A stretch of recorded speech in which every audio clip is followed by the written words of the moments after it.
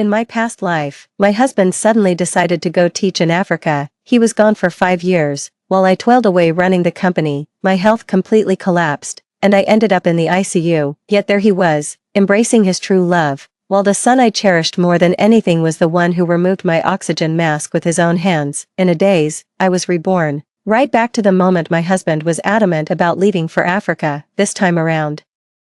I sent him straight to a brutal mine controlled by an African warlord. Want to go to Africa? Then don't bother coming back, honey. You know I've always been a compassionate and idealistic person. This volunteer teaching trip to Africa is my chance to put those ideals into practice. My consciousness gradually returned to my body, and all my senses sharpened from a blurry haze. Where am I? The scene before me gradually came into focus. It looks like the living room of my villa.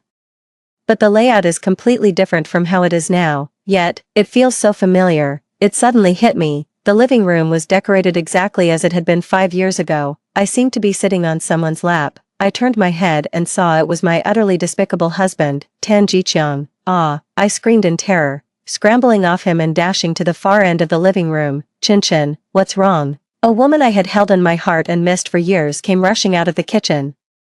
The moment I saw her, my eyes welled up with tears, and even my fear of Tan Jiqiang seemed to fade into the background. Mom, I called out with a sob in my voice, then ran towards her and hugged her tightly. Mom, not understanding what was happening, could only hold the spatula in one hand while gently patting my back with the other. Oh, don't cry, what's wrong, sweetheart, did something upset you? Tell Mom all about it. At that moment, Tan Jiqiang also walked over to me and asked softly, Yuchen, what's the matter? Hearing that bone-chilling sound, I immediately spun around and shielded my mother behind me. What do you want? Stay back. A flicker of something strange passed over Tan Jiqiang's face, but it was gone in an instant, replaced once more by a gaze full of affection. Darling, are you upset about what I said earlier? It's okay. Some places in Africa have phone service now. We can call each other regularly.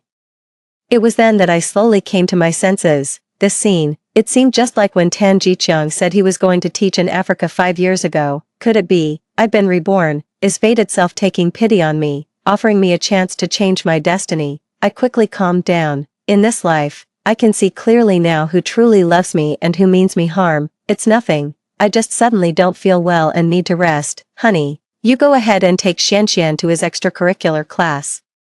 I managed to smile towards Tan Jiqiang and explained to him. Seeing me like this, he didn't press the matter further. He could only go sit beside Tan Xingxuan first, keeping him company in a distracted manner. That way, he wouldn't damage his image as a devoted husband and father. Looking at my mother before me, I couldn't hold back the tears any longer. Mom, I'm so happy to see you again. Mom was a bit puzzled, but she smiled indulgently. Silly girl, we see each other every day. You're acting like it's been years. You really do seem a bit off today. Go and rest for a while. Come eat when the food is ready. I made all your favorites. Okay, I sniffled, a genuine smile spreading across my face. I'll be waiting. Mom, it's really been 5 whole years since we last saw each other. It's so good to see you're still here. I went up to the 2nd floor but avoided the bedroom. The lingering scent of Tan Jiqiang there made me sick. Instead, I went into my study, where there was a mirror. In my past life, due to overwork, various bodily functions had already begun to deteriorate to some extent. This led to a post-makeup removal appearance that looked several years older than my actual age. Now, even though I'm in my 30s and have had a child, a life of comfort and consistent habits of exercise, wellness, and skincare make me look just as good as I did back in my university days. It's been so long since I've seen myself like this. I'm almost mesmerized by the beautiful woman in the mirror. After indulging in a little self-admiration, I sank into the study's armchair to sort through my current situation. Today's scene is a replay of when Tan Jiqiang suddenly announced, 5 years ago, that he wanted to go teach in Africa. I was, of course, vehemently opposed back then. Why would he want to run off to such a faraway place when we had a perfectly good life here? But he was adamant. He started by trying to persuade me. Then his stance grew increasingly forceful, and in the end, he even threatened divorce. My parents were furious at the time and even advised me to just get a divorce, but I didn't want our perfectly good family to fall apart like that, so in the end, I had no choice but to agree. But not long after Tan Jiqiang left for Africa, my parents passed away in a car accident. Having lived a sheltered and comfortable life at home, I had no choice but to grit my teeth and keep my parents' company afloat. Later, As the overall economy took a downturn, running the business became increasingly difficult. To ensure my parents' life's work wasn't in vain, I sustained myself on just 4 or 5 hours of sleep a day for a long time. I spent at least 15 hours a day on work, all while making sure to carve out quality time for my son, Tan Xingxuan. Only then could our son grow up in a healthy and relaxed environment, excelling all the way to gain admission to a prestigious university. During this time, I always hoped Tan Jiqiang would end his volunteer teaching and help me take care of our home, but he always refused for various reasons, and later even outright accused me of sabotaging his dreams. He only ever contacted me when he needed money. He said he would return home after using the money to aid the local refugees, but after receiving the funds, he soon fell silent again. Gradually, I lost all hope in him and instead poured all my energy into my career and raising my son. Just as the company was beginning to thrive and my son had been accepted into a prestigious university, the nightmare had arrived. When my son turned 18, which was the 5th year after Tan Jiqiang left, I suddenly fell seriously ill and was admitted to the hospital's ICU. I was still quite happy when my son came to visit me, but soon, my smile froze on my face. Behind him stood 2 other people, one of whom was my husband, whom I hadn't seen in 16 years, and in his arms he held another woman I didn't know, the 2 of them looking utterly intimate. My son was also chatting and laughing with them, as if they were the real family. By then, I was too weak to speak, and could only let my furious, bewildered eyes dart between them. Tan Jiqiang looked at me, but there was none of the old affection in his eyes. Instead, he gazed at me as if I were his mortal enemy. Surprised, "This is your punishment for tearing me and Lin Chuchu apart." He then told me that he had never gone to Africa all these years. Instead, he had been living happily with his one true love, Lin Chuchu. The son I had always treasured, Tan Xingxuan, was actually his child, with the woman standing beside him. The child I gave birth to was a daughter. He swapped her with Tan Xingxuan and then abandoned her right at the doorstep of an orphanage near the hospital. No wonder he insisted I have a C-section on that specific day, claiming it was an auspicious date to bring the child good fortune. It was all a setup for him to switch the babies. Just a couple of years ago, after I completely cut off his financial support, he went straight to Tan Xingxuan and told him the whole truth, with the paternity test as proof. He quickly acknowledged Lin Chuchu as his biological mother. He then began making preparations for their family's future happiness. A year ago, Tan Jiqiang obtained a drug from abroad. Long-term use could cause severe cerebral hemorrhage. At that time, Tan Xingxuan was in his final year of high school, and he would personally bring me a glass of milk every day. I was genuinely moved at the time, but I never imagined it was actually a deadly poison. Tan Jiqiang finished saying all that as if to vent his feelings, and then had Tan Xingxuan personally remove my oxygen mask. "You've raised Xingxuan so well all these years. To thank you, I'll let Xingxuan personally send you on your way." Tan Xingxuan then proceeded to remove my oxygen mask without any hesitation. "Auntie, you think you're doing me a favor, but the truth is, I've always resented you. Our family has so much money, yet you won't let me live as a carefree playboy. What's the point of you earning all this money anyway?" Lin Chuchu laughed. "Ha, she earns all this money so our whole family can live a happy and comfortable life in the future." Tan Jiqiang and I started dating in college, though to be honest, I wasn't all that impressed with him back then. He came from a poor family and his grades were average, but he was exceptionally handsome. That was his one redeeming quality. As for me, I was considered the school beauty back then. I had top grades, multiple talents, and won so many arts awards I lost count. After we met by chance, he started pursuing me relentlessly. Of course, I turned him down. After all, among all the guys chasing me, plenty were good looking, and he didn't stand out at all. I turned him down many times, but nothing could dampen his enthusiasm. He pursued me for a full 3 years. It wasn't until a classmate told me that I learned all the money he spent on breakfasts, flowers, and gifts for me was what he'd saved up from working part-time jobs. He didn't spend a single penny on himself. It all went towards his pursuit of me, even though I never accepted any of it. He kept on giving and persisted with all sorts of confessions. Finally, won over by his sincerity, I agreed to date him. Throughout our relationship, he was the perfect boyfriend. He never went against my wishes, and was so attentive that he'd hand me a tissue at the slightest sniffle.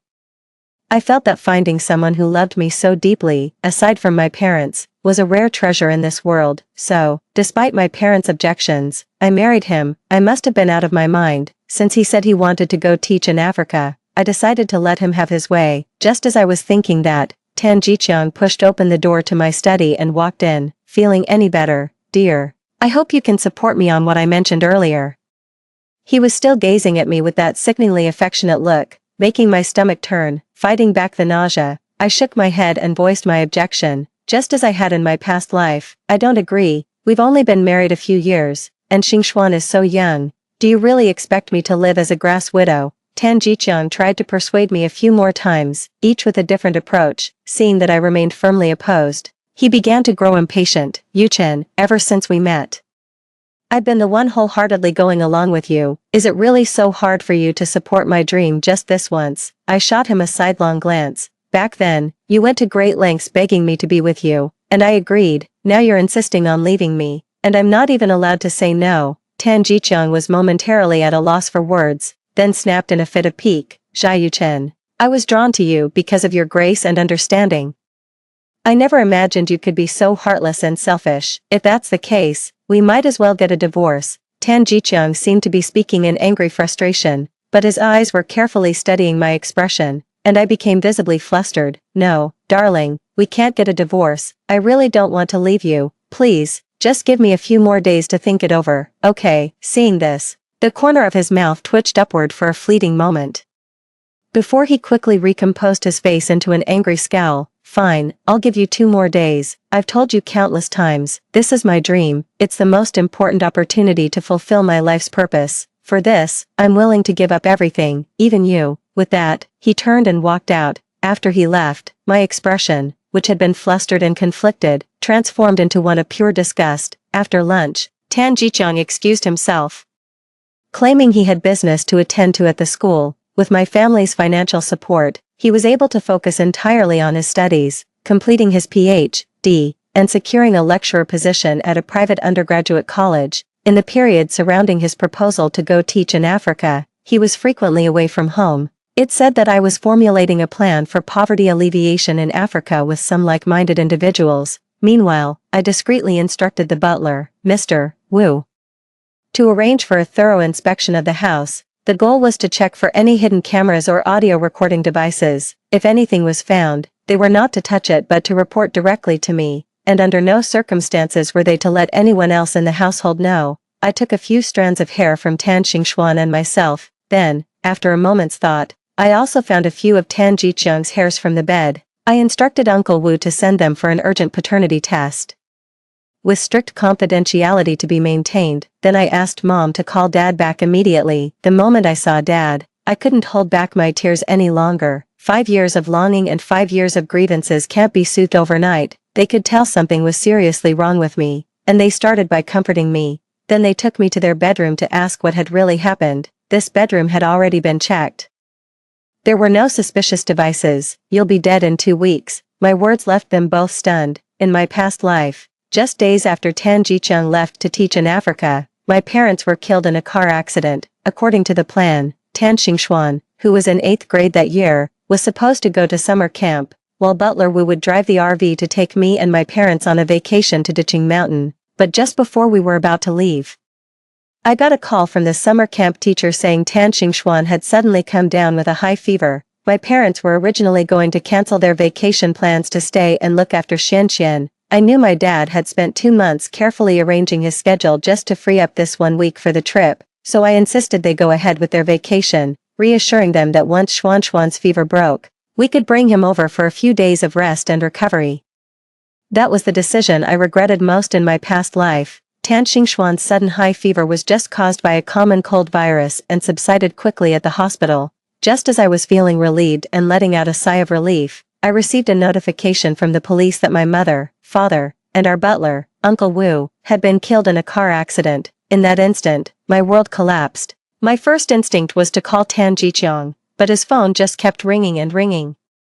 I told my mom and dad everything that had happened before my rebirth, leaving nothing out. I knew they were the people I could trust without a shadow of a doubt. I also knew they were the people who loved me unconditionally. Even so, what I saw on their faces was concern and poorly concealed doubt. "Chen, what's wrong with you today? Did you have a nightmare last night?" Mom asked, holding my hand with a worried look. "Chen, your mother and I are also firmly against Tan Jiqiang going to Africa to teach, but you shouldn't dwell on it too much." Dad didn't believe what I was saying either. They all thought I was either upset or unwell. which was causing these wild thoughts. I completely understand their skepticism. After all, if reincarnation hadn't literally happened to me, I wouldn't believe it either. Just then, there was a soft knock at the door. It was Uncle Wu. Uncle Wu glanced at me first, and I gave him a nod.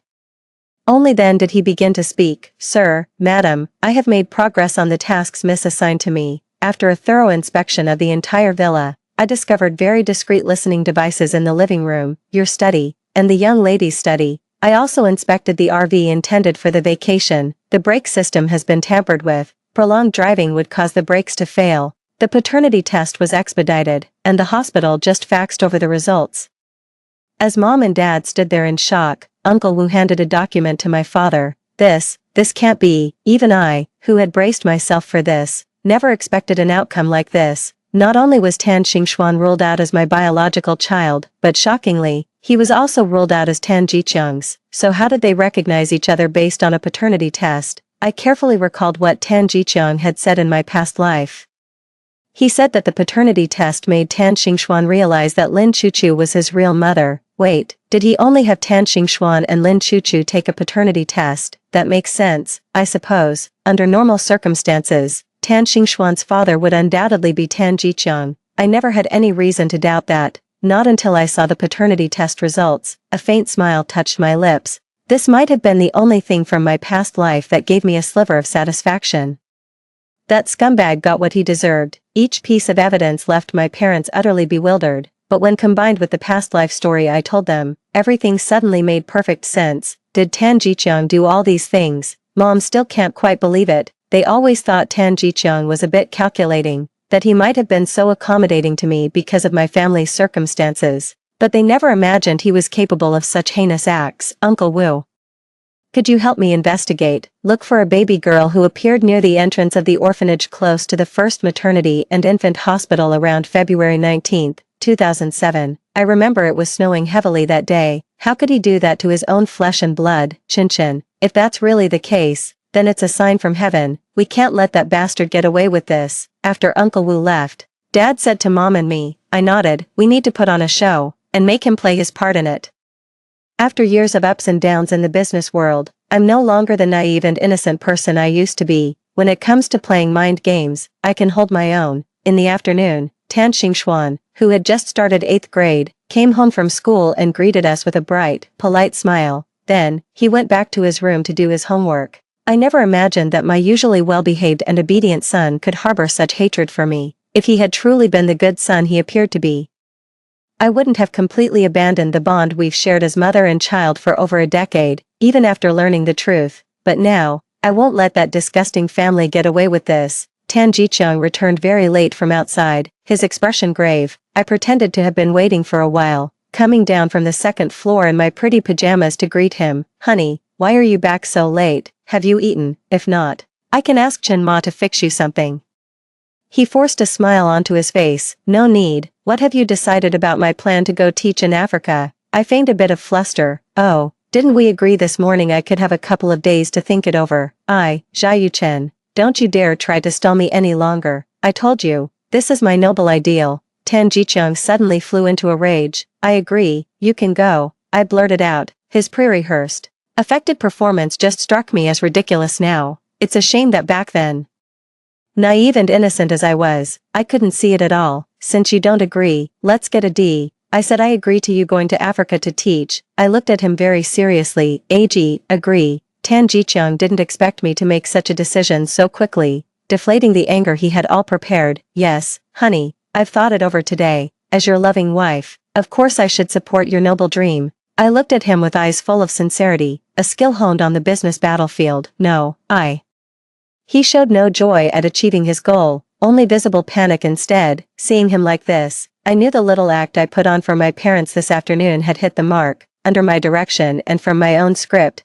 the three of us staged a scene of utter gloom and despair in the living room. Dad said the company is in crisis and wants to transfer the debt to a shell company under my name. This would protect the cash flow of the real operating entity and give it a fighting chance to recover. But the price is that I would become a deadbeat, hounded by debt collectors from all sides. My husband would inevitably be implicated as well. While this was virtually impossible legally, Tan Jiqiang didn't know any better. The performance venue was deliberately chosen to be right next to the listening device, seeing how Tan Jiqiang was practically falling over himself to divorce me. The performance was clearly a success. Well, I'm, really glad you're supportive. Tan Jiqiang's face betrayed no hint of happiness at that moment. His mind was racing so fast you could almost see smoke coming out of his head. But we'll be living apart in different cities for a long time. Can you really handle that? He was clearly fishing for a new excuse. You said we could call regularly, didn't you? Just hearing your voice would make me so happy. I blinked my big, sparkling eyes. Continuing to gaze at him with deep affection, Tan Jiqiang took a deep breath, gripped my shoulders, as if steeling himself to make some momentous decision. Honey, this teaching trip to Africa actually comes with some risks. To keep you from being dragged down, I think it's best if we get a divorce. Hearing him say that, my eyes widened in an instant, my face went pale, a mix of shock, confusion, and utter despair. But then, as if remembering something, my head drooped weakly. As though I had already resigned myself to fate. Honey, since you've said it too, maybe this is for the best. For you, I poured my heart into the performance, playing the part of a devoted wife, all the while haunted by the thought that staying in this marriage might only drag my husband down. I needed to externalize these layered emotions, but Xianxian, custody was, of course, a major consideration in any divorce. I already knew my stance, but for the sake of the charade, I had to see this through to the end. After all, I'm going to Africa to teach. It's definitely better for Xianxian to stay with you. I knew what he was thinking. Having Tan Xingxuan around would just ruin his little love nest with Lin Chuchu. Better to dump the kid on me, the free babysitter. And if my family's company ever recovers, he can use this mole to get his hands on our assets again. I didn't call him out on it. Instead, I just went along with it. My parents were wary of Tan Jiqiang. So I don't have many assets in my own name. The villa and luxury cars are all under my parents' names. The only family assets we had were some leftover savings from our salaries, which we split 50-50. When Tan Jiqiang realized how little he would get from the divorce, he clearly started to hesitate. If we don't divorce, I'm afraid I'll be saddled with his debts. If I ask for too much, I'm afraid it'll give away my real intentions. Darling, I know you need money for your charitable work in Africa. So I begged my father to allocate 5 million for you. As it happens, he has a client in Africa who owes him 5 million in unpaid goods. He's agreed to transfer the debt to you, so you can just collect it directly when you get there. Tan Jiqiang's eyes lit up at the mention of 5 million, and he immediately agreed to the divorce. He knows my character all too well. I'm simply incapable of lying.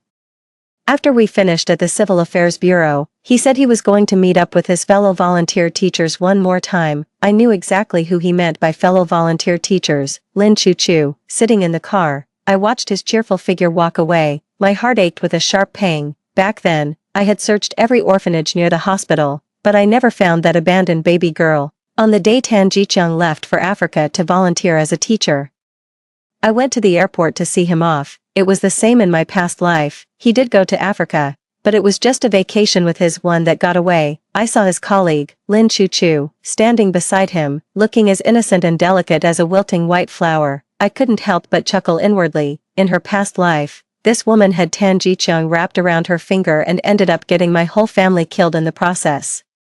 I wonder if she'll still be able to navigate the treacherous black market mines in Africa with such ease in this lifetime. Before his departure, Tan Jiqiang kept asking me how to claim that 5 million. My main reason for seeing him off was to remind him not to forget about the 5 million. Seems my worry was for nothing. A few days later, the call from Africa came through. They confirmed they'd received the couple's special delivery and had already put them to work in the mines.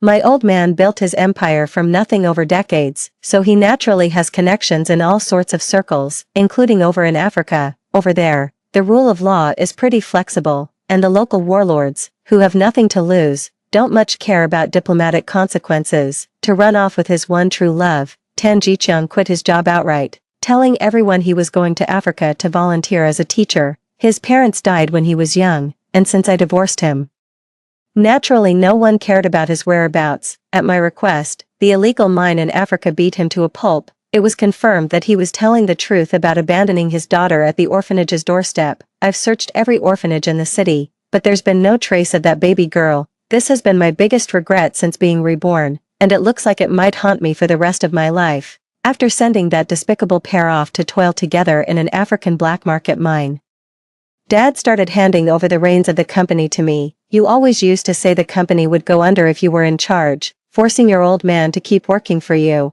If you could do it in your past life, you can certainly do it now. I'm retiring and taking your mother out to see the world, with no other choice. I had to agree. Besides, running the company wasn't really a problem for me. Thanks to the experience from my past life, I could handle it with ease. On top of that, I had the advantage of knowing what would happen for the next 5 years. Countless opportunities lay within, each holding the potential for immense wealth. 5 years later, I was sitting across from Fan Yan at the city's highest Cloud 9 restaurant. Although I was now in my early 40s, my condition was completely different from my previous life. Consistent skincare and exercise had kept my complexion fair, with barely a crow's foot at the corner of my eyes, even in casual wear.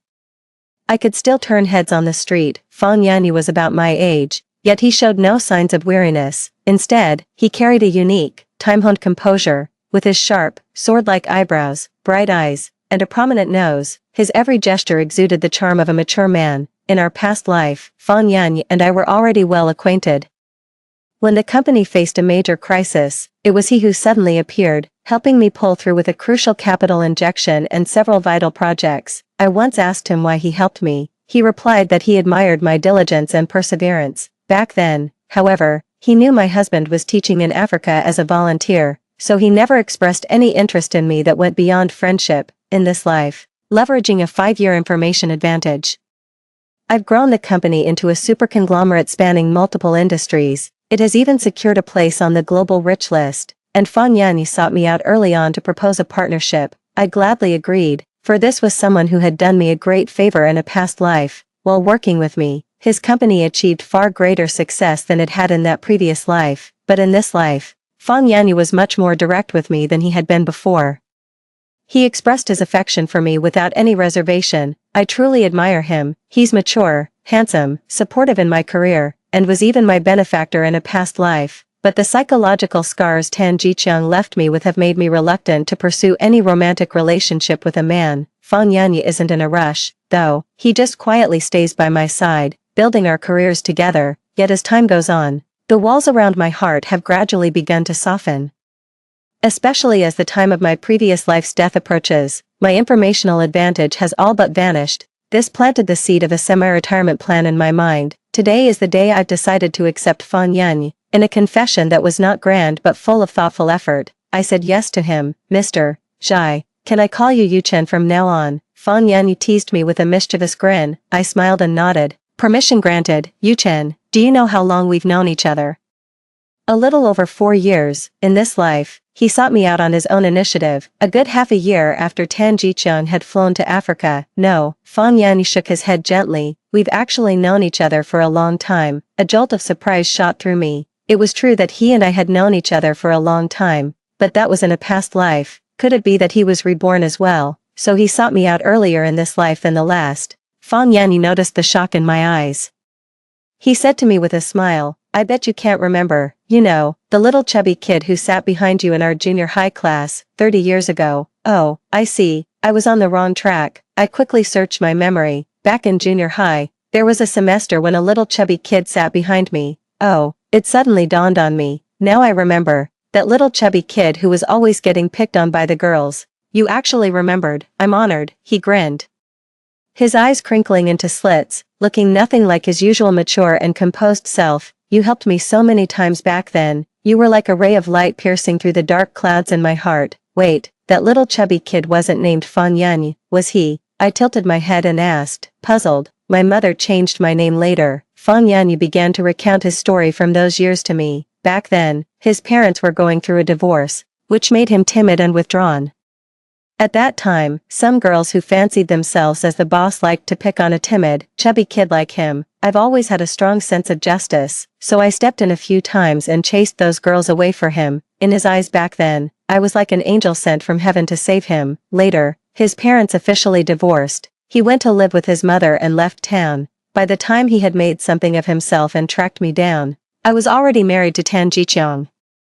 Being a man of strong principles, he knew his feelings for me were different, so he never revealed himself to me. It wasn't until 5 years ago, after my divorce from Tan Jiqiang, and after waiting another 6 months to be sure our split was final, Only then did he take the initiative to reach out to me. After hearing Fan Yan's account, I understood why he appeared earlier in this life than in the previous one, and his approach this time around is far more direct than it was before.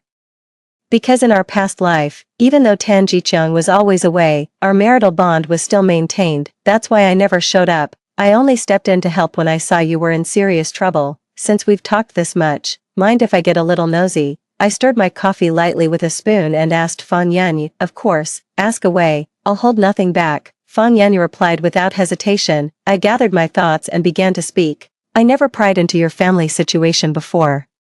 But since our relationship has changed, would you mind telling me about your previous marriage? I knew Fan Yan had a very accomplished daughter, but to avoid making him uncomfortable, I had never asked about it. To my surprise, Fan Yan shook his head. I don't have a previous marriage. My brow furrowed slightly. So your daughter is. At the mention of his daughter, Fan Yan's expression became somewhat awkward, but he answered me nonetheless. For the past few years, I've been keeping a quiet eye on you. I even knew the day you gave birth, so I just waited outside the hospital, not even sure what I was waiting for. It wasn't until late that night, when my men inside the hospital found out you and the baby were both safe, that I finally left. But my mind was in such turmoil that day. I sent the driver home with the car and began walking back alone through the heavy snow. As I passed by an orphanage, I found a newborn baby girl left on the ground. She was just wrapped haphazardly in a thin little blanket. Her face was blue and her lips were purple. She was nearly frozen to death. I rushed her to the hospital, and it took 3 days of intensive care before she was out of danger. I don't know why, but I felt an instant, deep affection for that child, so I adopted her. Yu Chen, what's wrong? As I listened to Fan Yan's story, I was overcome with emotion, my body trembling uncontrollably, but I didn't want to interrupt him. Not until he noticed something was off with me. Can I go see her? The pretty girl in front of me, though her features were quite different from mine, still had a familiar look in her brow that reminded me of myself. Young lady, you are. My hand trembled as I took hers, and I asked in a soft voice, though the girl found it a bit odd. She replied politely, hello, auntie, my name is Fang Xiu. There seemed to be a bit of careful thought behind that name. After calming myself down a little, I said to Fan Yan, I want a paternity test. When the paternity test results came back, I held Fang Xiu in the hospital and cried uncontrollably. Thank goodness we were in the VIP room, otherwise, the province's richest person breaking down in such a public, undignified sob would have been front-page news everywhere. It seemed like a miraculous twist of fate. Not only was my daughter alive, but she hadn't suffered much hardship. It has allowed me to make up for the greatest regrets of both my lifetimes. Fan Yan has invested no small amount of effort and resources into nurturing her over the years. She has blossomed into an exceptional individual,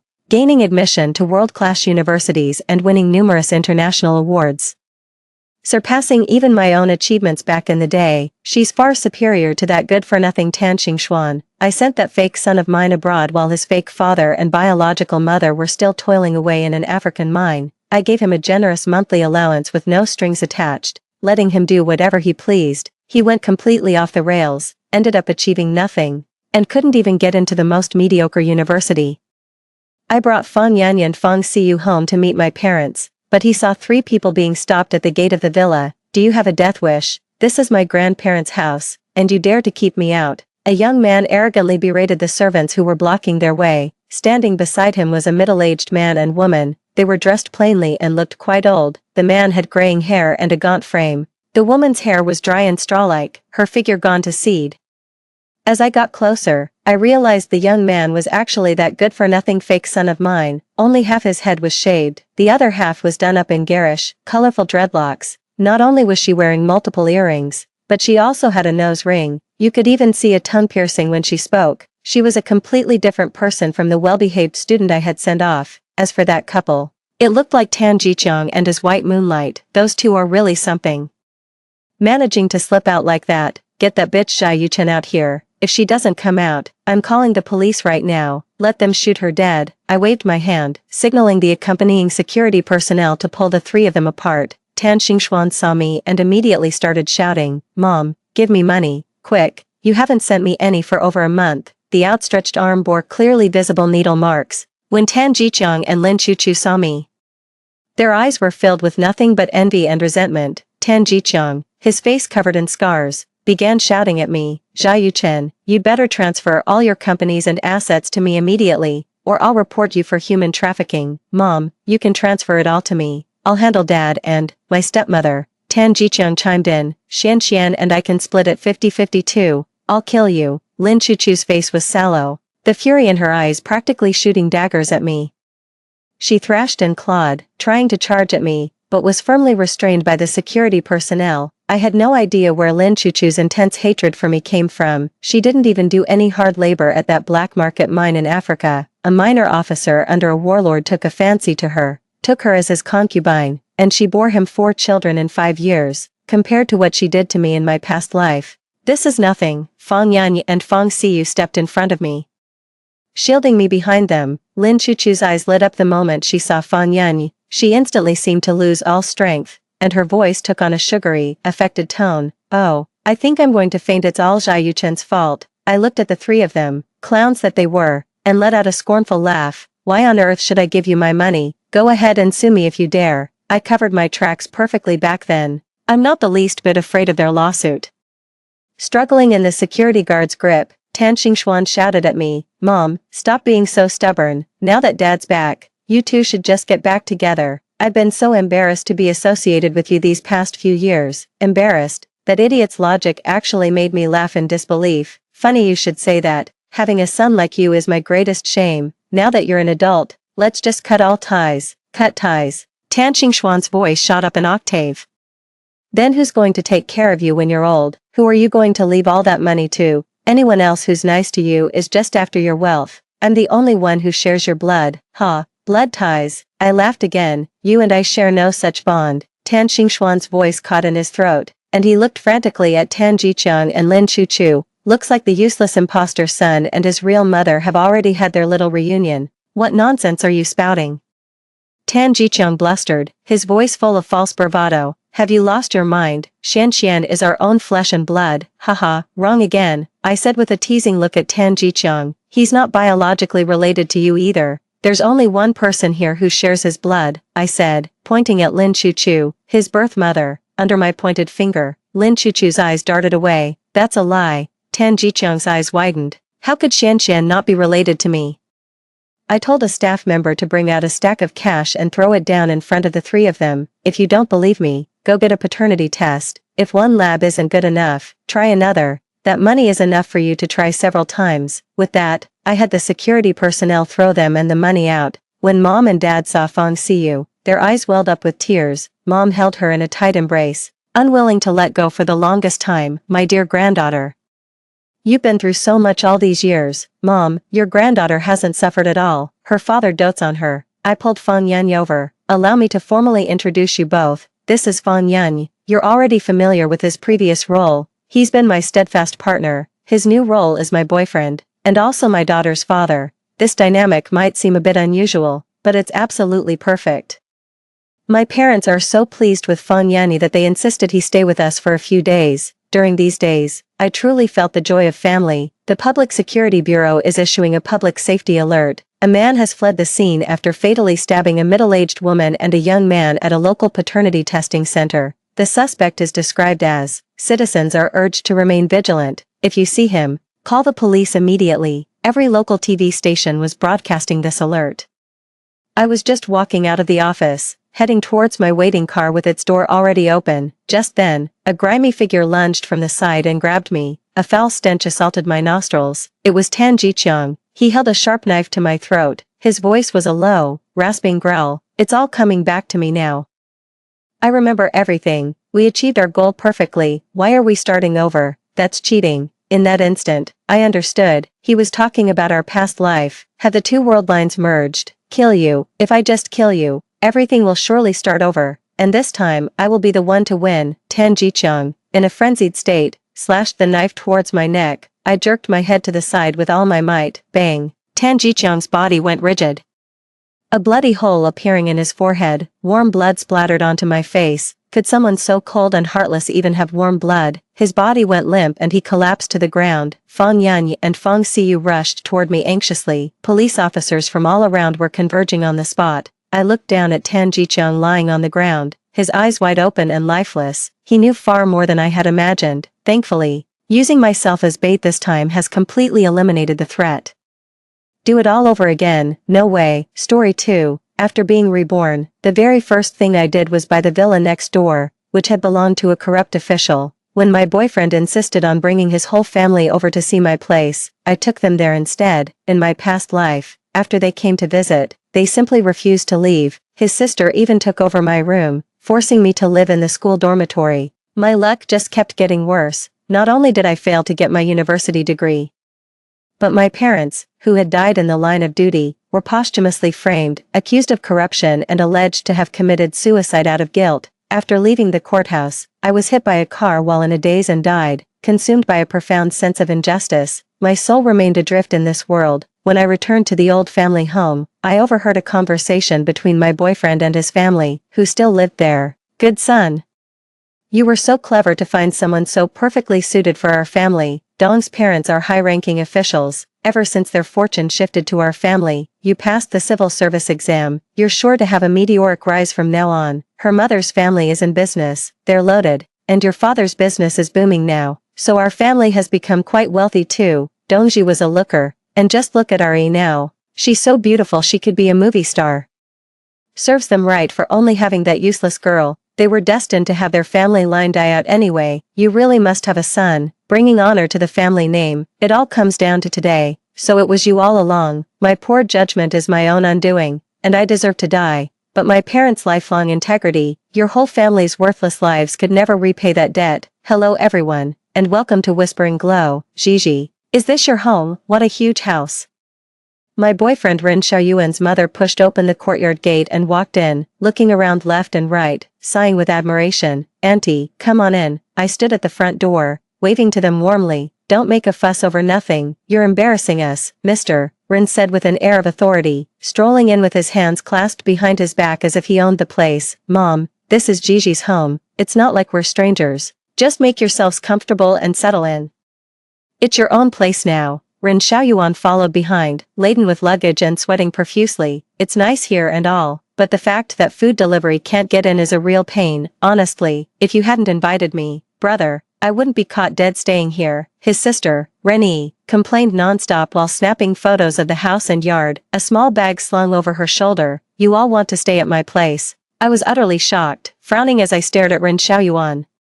"What's yours is mine, what's mine is yours. With a bond like ours, aren't we practically family?" Ren Xiaoyuan set down his luggage, put his arm around me, and steered me inside, whispering a plea in my ear. "Come on, Gigi, do me a solid and save me some face here. My parents sprung a visit on me out of the blue. You know how it is. Between work and study, I'm strapped for cash and can't afford to put them up in a hotel. They just need to crash here for a few days as a stopgap, I promise. Just a few days until I sort something else out, then we're out of your hair." "Well, just a few days, then." I hesitated for a moment before reluctantly agreeing. "Enough talk. Where are we supposed to stay?" Renee said impatiently as she walked in. Without so much as a glance in my direction, she headed straight upstairs, picked out the nicest looking room, and went inside. "This room will do. I'm taking it." "Hey, you can't just barge in. You can't stay in my room or my parents' room." I rushed to stop her, but Ren Xiaoyuan grabbed my arm, holding me back. "Gigi, my parents just arrived and need some time to settle in. Why don't you head back to campus for now? We'll have you over once we're all sorted out. This is my house." "Who said you need to play host?" I was getting angry, but before I could finish, "Mister," Ren cut me off. "You ill-mannered girl, when there are men present, it's not your place to make decisions. We elders are willing to move in out of respect for my son. Otherwise, a cursed creature like you, who brings ruin upon her whole family, couldn't get a blessed household like ours to step foot here even with a grand procession." Then, he spat towards the opulent room. "Pa, with all this money, who knows how clean it really is? Consider yourselves lucky." Seeing me fuming, Ren Xiaoyuan quickly ushered me out the door. "Be good, Gigi. Do me this favor today. I'll make it up to you when we're back at school. You're my everything, my goddess. Wait for your darling husband." "Okay," I pouted, gave him a playful punch, and nodded shyly, satisfied that he had placated me. He went back inside, reassured. I stood outside the door, gazing at the light within. Mr. Ren was right about one thing. This was indeed the house of a corrupt official. Our neighborhood is famously upscale in the city, home to the wealthy and influential. My maternal grandparents paid for our place here. My parents initially thought it was too flashy and didn't feel it suited them, but they moved in for the sake of my schooling. The house next door belonged to that major corrupt official who was recently busted. He had so many private assets that this particular property wasn't even that conspicuous. The other homeowners, worried about property values, kept it quiet, so very few people know the inside story. Someone from the countryside like Ren Xiaoyuan certainly wouldn't know. All they know is that the owner of this house is very wealthy, someone whose fortune they could try to tap into. I'm not entirely sure what they're planning to do, only that they have to stay in this house for 49 days. It's just over a month. I'll let you have your way. Although Ren Xiaoyuan said he would come to the school to see me, he only contacted me a few times over the phone. In every conversation, he was subtly probing to see how I'd been doing lately. Naturally, I played along with his line of questioning, complaining about everything, not getting along with classmates, teachers giving me a hard time, even tripping and falling when I went out. I painted myself as the picture of misfortune. It wasn't until the court contacted me to proceed with the property transfer. That's right, even though I won the bid for the corrupt official's villa next door and paid in full, the property hasn't been transferred to my name yet. Legally, it's still the corrupt official's house. I couldn't just foolishly put it under my own name, knowing full well they intended to use the property to siphon off my fortune, could I? I took the auction sale confirmation issued by the court to the property management. I told them I had purchased the house, though the title hadn't been transferred yet, and that I had some relatives coming to town whom I wanted to let stay there for the time being, since it was an empty house anyway and the court wouldn't interfere. The property management naturally agreed. I calculated the time. There were still a few days left until the 49th day. I confirmed the schedule with the court before turning my attention back to sorting out my employment situation. My field of study is related to national defense. Because of my parents' status, the state provides special benefits to the children of martyrs. My job placement was secured as early as my junior year, just waiting for me to report directly upon becoming a senior, in my past life. Because of that despicable family, my parents were inexplicably labeled as having committed suicide to avoid punishment, and my job offer was revoked. This time, everything went smoothly. After finishing my thesis, I applied to leave the university. Without notifying Ren Xiaoyuan, I went directly to my unit to report for duty and began adapting to the high-intensity work. Before even 49 days had passed, I received a call from Ren Xiaoyuan. He frantically asked over the phone, "Gigi, where have you gone? Why aren't you at the university? I need to see you urgently. What's the emergency?" "I'm on my graduation trip. We got hit with a massive storm today, and I'm stuck in the hotel," I said, lazily brushing him off while scrolling through the news on my tablet. "Are you okay?" He paused for a moment, then continued cautiously, "I don't know what's going on lately, but nothing's been going right. I just wanted to get away for a bit. And then this happens. Seems like trouble follows me everywhere. So annoying." "Oh, right. Well, stay safe, okay? Don't go wandering off. My dad fell down your stairs. I was actually going to ask you to come and see him. He fell." I was a bit surprised. "It's not even time yet, and they're already having bad luck. Why is your family still living in my house? Didn't you say it would only be for a few days?" I didn't engage with his previous topic. If I kept talking, he'd be asking me to pay the medical bills. "So, since your family has been staying for so long, how much rent are you planning to give me?" I joked. "A villa this big must cost tens of thousands a month. When are you going to pay me?" "Honey, how dare you ask us for money, you little hussy." Mrs. Ren's shrill voice came through the phone, sounding absolutely livid. "You goddamn jinx, marrying a son like mine, a real catch, should have your ancestors' graves smoking with good fortune. And now you have the nerve to ask us for money. Just for letting you stay in your own house. Mom, keep your voice down," Ren Xiaoyuan whispered from the other end. "What's there to be afraid of? It's only 2 more days anyway." The voice on the other end suddenly dropped. After a long pause, Ren Xiaoyuan's voice came back on. "Gigi, please don't take it to heart. Mom only speaks to you so bluntly because she sees you as family. It's just that my dad hurt his back in a fall and is completely immobile now. She's just really worried and stressed. Does being in a hurry give you the right to insult me?" I didn't need to play nice with them anymore. I let loose. What gives some old country woman the right to yell at me? You think your ancestors blessed you to live in this house? Your family couldn't afford this place in 10 lifetimes of hard work. Dating someone like you is a permanent stain on my record. We're done. Get out of my house. And take your high-class parents with you. I hung up before he could get a word in, then blocked and deleted him in one swift move. The feeling of cursing someone out and then just walking away, priceless. There's no way his family would just leave that easily. I only lost my temper to scare him off, so he wouldn't keep hounding me for his father's medical bills. Who knows how bad this streak of bad luck really is. I wonder if his father's back will ever recover. The fact that Ren Xiaoyuan kept pestering me with phone calls made it clear his father's back was in a really bad way. He tracked down every single one of my classmates and friends, desperately trying to get information about me. Thankfully, my workplace issued me a work phone. I only kept my old number to keep tabs on what was happening with Ren Xiaoyuan's family. Gigi, did you hear how unlucky Ren Xiaoyuan's been lately? My roommate gossiped in our dorm group chat. A few wild boars got onto campus, and he just stood there, lost in thought, didn't even try to get out of the way. One charged him, knocked him flat, and took a chunk out of his face. He's scarred for life now. Wasn't he always going on about taking the civil service exam? Well, that dream is officially shattered. No chance now. A few people in the group chat were laughing like hyenas. Ha ha ha ha. Oh man, I know it's terrible, but I just can't help it. You should have seen him get launched. I laughed so hard I think I lost all my good karma. His mother came to the school later to make a scene, shouting, "My son is destined for wealth and high office. You couldn't even pay for the damages if you sold this whole school." Now everyone calls him the new principal. Whenever people see him, they beg him not to sell the school, at least not until we get our diplomas. His family still hasn't given up on finding you.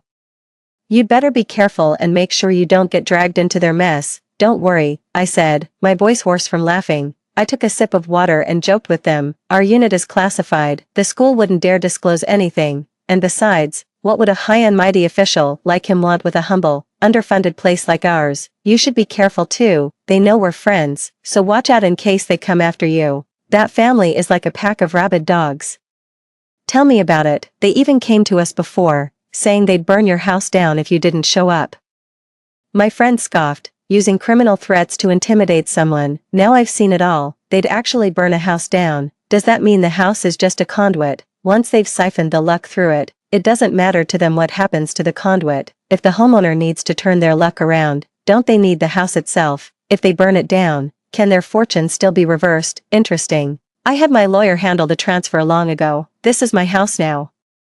Is it illegal to set a fire in my own home if it doesn't affect anyone else? My phone is always getting calls from unknown numbers. They can't get through when it's off. But when I'm chatting with friends at night, it gives them an opening. Dong Ji, get your ass back here. Ren Xiaoyuan had long since lost his former gentleness and composure. What the hell did you do? Why is my family so cursed? Hearing his frantic shouts, I calmly asked. That's a weird take.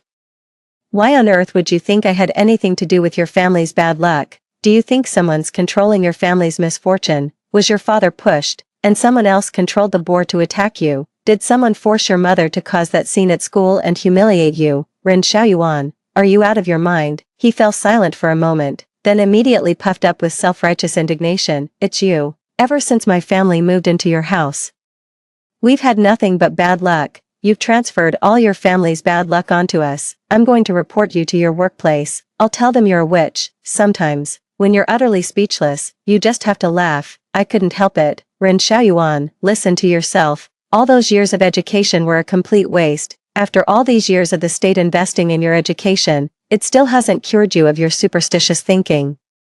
Don't you know that becoming a supernatural being is forbidden after the founding of the nation? A sorceress. Don't bother reporting me. Just call the police directly and have them burn me at the stake. You absolute moron. I never should have answered his call out of curiosity. The very next day, the property management contacted me. They said the people living in my house were checking with them to confirm if I was the actual owner. The trouble is, the transfer of ownership was already complete. As far as the housing authority is concerned, it's legally my property now. How are they still living there? Could you please help me get them evicted? They've overstayed their welcome long enough. In my past life, I died without settling my estate, so they seized my house and I couldn't do a thing about it. But now, they've stolen my good fortune, burned all bridges with me. There's no reason left to let them squat in my home. It wasn't long before Ren Xiaoyuan's call came through. I didn't reject it. Instead, I listened with great satisfaction as his entire family screamed and hurled abuse from the other end of the line. Dong Ji, you bitch, how dare you try to kick us out? You're just a whore my brother got tired of sleeping with. How dare you rebel? Don't you dare touch me. If you lay a finger on me, my brother will end you. If she hadn't kept yelling brother, I would never have recognized that raspy crow-like voice as Renee's. Who knows what kind of fate she's carrying? She doesn't sound like much of a beauty. What a shame for her dreams of stardom. This is my daughter-in-law's house. Why shouldn't I live here? Bring that little tramp over here to say it to my face. I'll tear her apart. So now I'm her daughter-in-law. Am I? Weren't you the one calling me a jinx when you were trying to get rid of me? Son, do something. The servants are revolting. We're property management, caretakers. Not servants, said the property manager, his voice weary and resigned. You are not the property owners. We have received a direct request from the owner. You must leave immediately, or we will call the police. Are you happy now? Ren Xiaoyuan's voice was thick with disappointment. Does getting your revenge make you feel good? Gigi, you've changed. You've become materialistic, calculating, and so vicious it's hard to look at you. Ren Xiaoyuan, you've changed too. You're vain. Down on your luck, and reek of utter desperation. It's just PUA, as if I don't know how to play that game. You have no ambition, no drive to graduate or get a proper job. You're squatting in my villa, and your whole family are shameless parasites, thieves, coveting what isn't yours. My family's wealth was built through generations of my parents' and ancestors' hard work. If you want money, go curse at your own ancestors in their graves. Look at you now. No looks, no job. A ruined reputation, and every single person in your family is a failure. What right do you have to be disappointed in me? I'm the one who's disappointed I ever met you. Weren't you questioning yesterday whether this was really my house? Do you understand now? After hearing you talk, all the hardship I endured at work just melted away. Fine, you asked for this. He spat out viciously before slamming down the phone. So what if I'm pushing you? What are you even going to do about it? When I heard that Ren Xiaoyuan had accused my parents of corruption, I didn't know whether to laugh or cry. I will cooperate fully with the Commission for Discipline Inspection's investigation. After requesting leave from work, I returned home. At the entrance to the villa, I ran into Ren Xiaoyuan and a group of officials from the party's Discipline Inspection Commission and the State Supervisory Commission, Dongji. Ren Xiaoyuan has filed a formal report alleging your household possesses substantial funds of unclear origin. We require your cooperation with our investigation. Of course, I retrieved the key from the property management and cooperatively unlocked the door. As soon as we entered the villa, Ren Xiaoyuan went straight to the second-floor study. He pulled open a hidden staircase inside a very discreet cabinet and said to the inspection commission staff, "It's up there. There's a hidden room above, and it's full of money." The staff member gave me a stern look, then crouched down and climbed into the cabinet, heading upwards. He's telling the truth. It's all cash in there, a huge amount. Hearing the noise from inside, the staff outside quickly gathered around. A woman grabbed my arm, holding me in place. Care to explain, Dongji? Do you know anything about this money? Did your parents ever mention it to you? Seeing their stern expressions, I gave an innocent smile. I bought this house after my parents passed away. It was a foreclosure auction. I've never lived here a single day, so I have no idea what's going on. Watching Ren Xiaoyuan's shocked expression, my smile grew even more relaxed. Right after I won the bid, their family just moved in and took over. I didn't even know there was a hidden room here. Seems your family knows this place inside and out. Huh, been searching everywhere. We need to verify your statement. Hearing this, the female staff member relaxed a little, released her grip on me, and I nodded, producing the auction and transfer documents I had brought with me. Upon seeing a shocking name, the two staff members exchanged a glance and said to me in a gentle tone, "All right, we'll need to take these documents back with us. You should be all clear on your end. The property will need to be sealed for a period of time while we check for any other oversights." I replied to them in a relaxed manner. "Okay, I'll head back to work then. Please let me know if anything else comes up. I'm ready to assist at any time." Seeing me come downstairs without a care, Ren Xiaoyuan immediately followed. "What do you mean? This isn't your house?" He snapped at me, his voice full of malice. "Of course it's my house. Don't I have the deed?" I replied.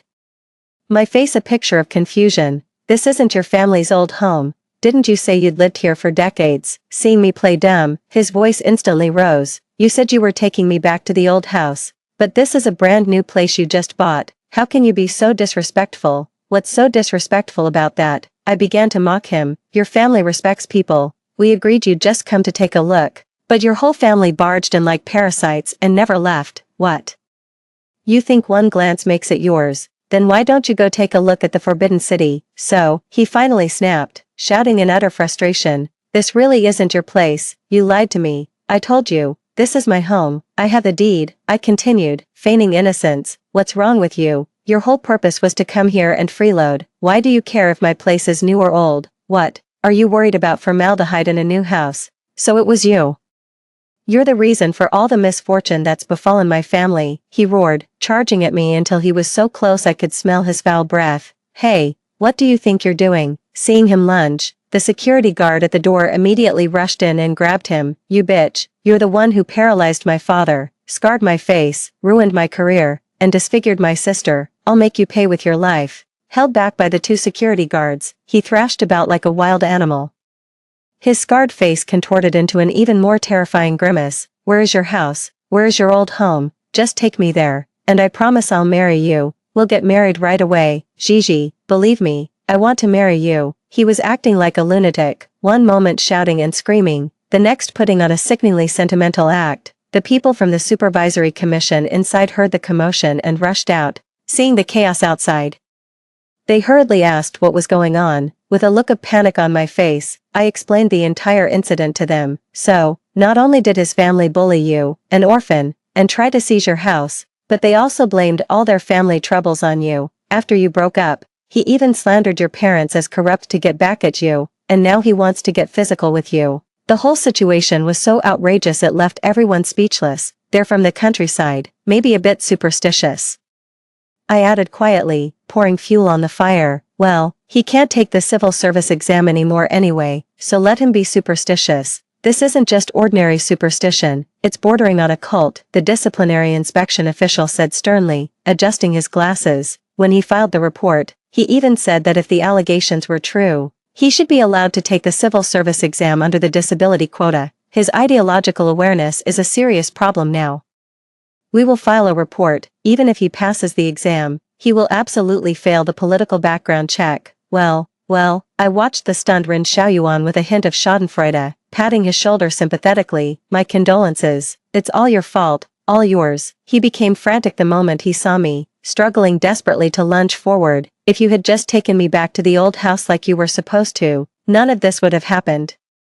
Our whole family would have been fine. I would have soared to great heights. My father would have been rolling in money. You bitch, this is all your fault. I'll kill you. Everything will be better once you're dead. Seeing him in such a frenzied state, my colleagues from the Discipline Inspection Commission quickly shielded me. We'll take you back. Don't leave the office until this matter is resolved. All right, I replied compliantly and followed them, glancing back at Ren Xiaoyuan, who was still being restrained. I silently mouthed the words, serves you right. When he saw it, he started roaring again. You did that on purpose. What do you know? You did it deliberately. You're trying to ruin us. Arrest her. She's a murderer and a thief. Unfortunately, no one present would listen to his ravings, even though every word he said was the absolute truth. After returning to my unit, I lived a quiet life for a while.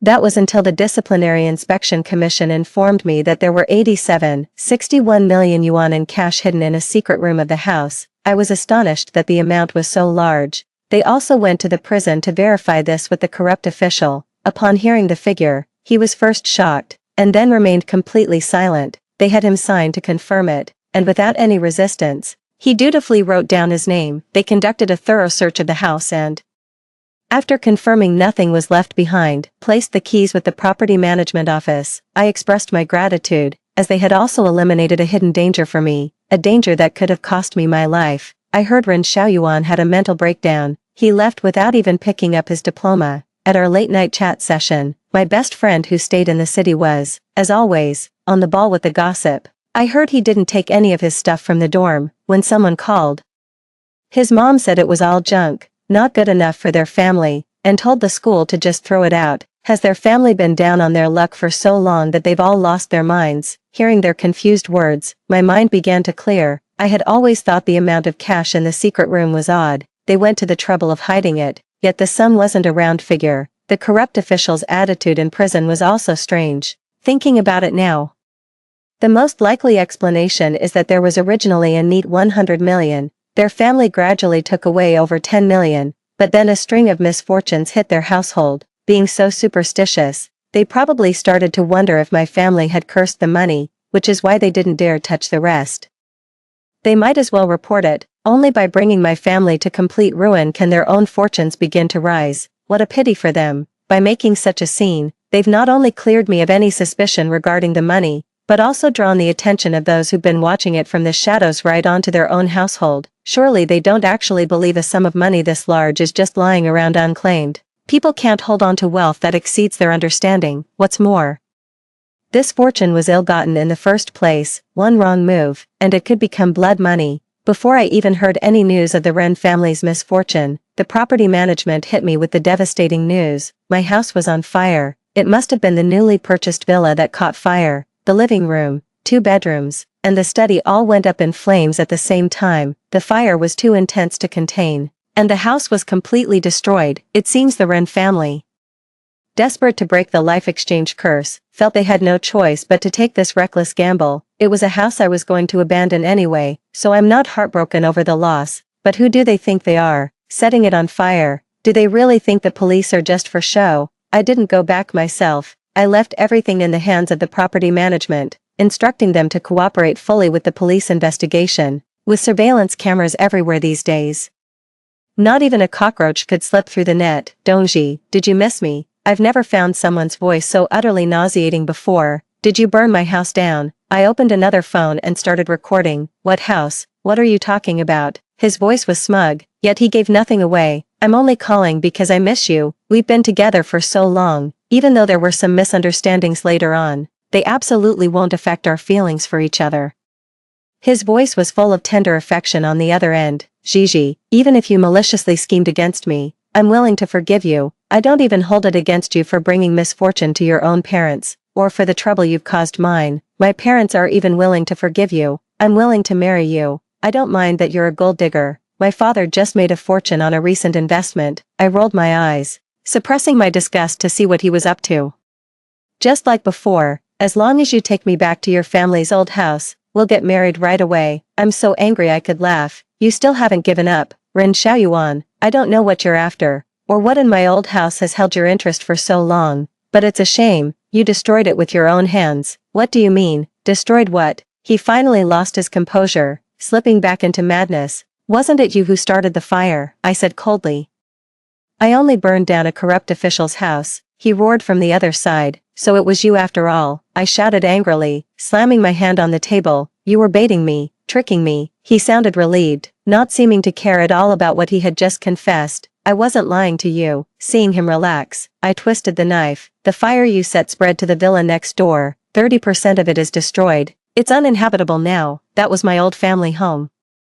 I listened to his impotent rage with a smile. The thing you wanted was right next door all along, and now, you've destroyed it yourself. Ah, Xiaoyuan, what's wrong? Someone, help, call an ambulance. The shrieks from Mrs. Ren on the other end of the line sounded like heavenly music to my ears. I listened, delighted, for a good long while before finally hanging up. My old house wasn't actually that badly damaged, but seeing how relentless they were, I decided it was best to tear it down quickly. Since I had to demolish the fire-damaged house next door anyway, I figured I might as well take both down together. Ren Xiaoyuan had just been overwhelmed with rage before. After a few days in the hospital, he was well enough to be discharged, but when he slipped back into the neighborhood and saw the 2 houses reduced to near-complete rubble, he couldn't hold it in. He spat out another mouthful of blood. Just when I thought their family would keep harassing me, they vanished. There was no trace of them to be found anywhere. People from their village said that after the Wren family made it big with their investments in the city and came back dripping with gold and jewels, they took to playing high-stakes mahjong with folks from the neighboring village. The bets were huge, with hundreds of thousands on the line in a single night. That old man Ren, the one who's paralyzed, has a whole crew of people waiting on him hand and foot. They even wheel him around to his mahjong games like he's some grand patriarch. Mrs. Ren is much more low-key, though she's aged terribly and looks awful, but she's decked out in gold from head to toe. She won't even step out the door without a few pounds of gold on her, and then she just flaunts those claws of hers. You can tell the neighborhood aunties have been seething about this for ages. Rennie spent a fortune on plastic surgery to get that cookie-cutter influencer face. Now she's finally living her dream as an influencer, holed up at home all day doing live streams to flaunt her wealth, calling herself a socialite. Ren Xiaoyuan's situation is genuinely pitiful. The family pinned all their hopes on him from childhood, pouring every resource into propping him up, all in the hope he'd bring honor to the family name.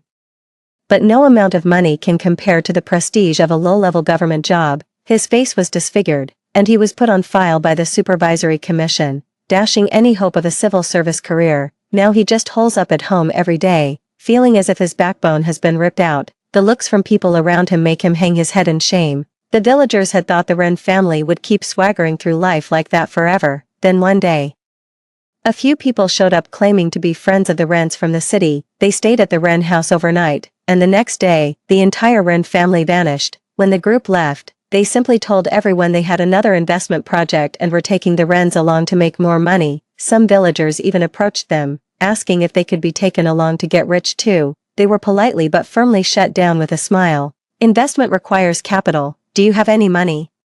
So the Wren family is rich now? The villagers asked, their tone laced with resentment. They're loaded, they've got over 10 million on them. My goodness, they've really struck it rich out there. The villagers murmured, their voices thick with envy. Looks like they won't be coming back this time, with tens of millions. Who'd ever return to this godforsaken village? Hearing this news, I was certain their family could never bother me again. If you take dirty money, someone will inevitably come to collect your life. It wasn't what I expected. They didn't die. To be precise, not all of them died. Years later, the government cracked down on telecom fraud, extraditing a large number of scammers from overseas. I was initially engrossed in the drama, marveling at the government's strong resolve and high authority. Then, out of the blue, I got a call from the detention center saying one of the detainees involved wanted to see me. Out of curiosity, I met with him, accompanied by police officers. Long time no see, Gigi. Seeing me like this, did you miss me? It was actually Ren Xiaoyuan. He was a shadow of his former self. The scar on his face was now covered in tattoos, making him look both terrifying and ridiculous. You got tattoos. Kiss that civil service exam goodbye, I remarked with a cold, mocking tone. I was never going to pass that exam anyway. You're the one who ruined me. He was still trotting out the same old lines, as if his future would have been bright without me. Without me, you'd still be a nobody, I said, twisting the knife. You're exactly where you belong now. No, that's not right. I should have been successful. My father was a wealthy businessman. Everyone should have looked up to me. Everyone should have needed me, he muttered, his gaze unfocused. Think carefully. How exactly did you become successful? Could he be remembering a past life? I began to guide him. My family succeeded in the fate exchange. We succeeded. His voice grew louder. Yes, why won't you die? It's all because of you. If only you would die, my family could live well. Why won't you just die, officer? He's not trying to feign insanity to avoid punishment, is he? Having heard what I needed, I couldn't bear to look at his face any longer and turned to lodge another complaint with the police. It's not just him. His sister is also faking a mental illness. The officer looked rather exasperated. She claims to be a huge celebrity, a stunning beauty. If a male officer so much as glances at her, she accuses us of being infatuated with her. She makes a huge scene everywhere, causing a real nuisance. His sister was involved in scams. I genuinely had no idea. It seems their whole family offended someone back in China. His father's body was discovered a few years ago. His corneas and some other organs had been removed. The case was never solved. His mother, his sister, and he were sold into northern Myanmar. His mother was poorly educated, older, and considered useless. She was beaten to death not long after. He and his sister survived. Word is they had a real talent for fraud, scamming a lot of people. They're considered principal offenders this time, extradited back to face justice. They actually harmed people. I'm starting to resent those who let the corrupt officials live, rather than letting them harm so many more innocent people. It would have been better if they had just died in the first place. These people have no moral compass. They swindle money and take lives without a shred of guilt. I complained to the police officer. Don't worry, they will get the punishment they deserve. The officer assured me. I walked out of the police station, glanced back at the national emblem, and could only hope that all those beasts who harm others for their own selfish desires would be brought to justice. No excuse should ever lessen the weight of their guilt. That's all for today's story. If you've listened this far, please leave a happy every day in the comments. Twilight wishes everyone joy each and every day.